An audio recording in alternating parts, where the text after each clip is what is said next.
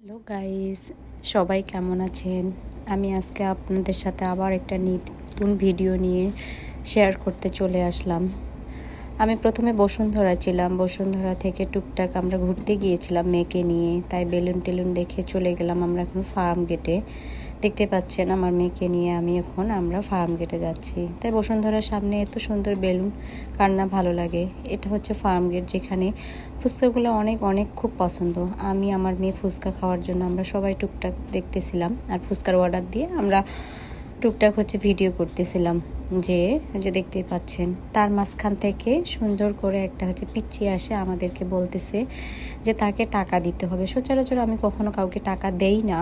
যদি এরকম কোনো কিছু আগে দেখি তাহলে আমি ওদেরকে অবশ্যই খাবার কিনে দেওয়ার চেষ্টা করি, তার সাথে কিছু শেয়ার করি, তারপর সে কষ্টের কথাগুলো শেয়ার করি। দেখে আমি সব কিছুই আমার সাধ্যমতো যেতটুকু পারি আমি তাদেরকে হেল্প করি। তো যেহেতু মাসের শেষ, আমি একটা ছোট জব করি, তো একটা পিচ্চি আমার সামনে আসতেছে। আপনি দেখতেই পাচ্ছেন যে আমাকে টাকা চাচ্ছে, যে দেখেন। তো ওনাকে বললাম যে তুমি কি ফুচকা খাবে? সে বলল হ্যাঁ। ফুচকা খাইলো। খাওয়ার পরে ছেলেটা আমার খুব ভালো লাগলো। ছোট্ট একটা বাচ্চা, দেখেন শীতে কিন্তু কাঁপতেছে থুতু থুতুর করে। আমি ওকে বললাম তুমি কি আর কিছু খাবে, ভাত খাবে, কোনো কিছু কিনে নিবে? বলতেছে না, যেহেতু শীতে কাঁপতেছে। তাই এখন আমি বললাম যে তুমি শীতের পোশাক কিনবে? পরে বলছে হ্যাঁ। তারপর আমি তাকে আস্তে আস্তে করে নিয়ে গেলাম, যেহেতু আমার সাধ্য অনুযায়ী যেটুকু দেওয়ার মতো সেরকমই বাচ্চাটাকে আমি কিছু পোশাক কিনে দিলাম।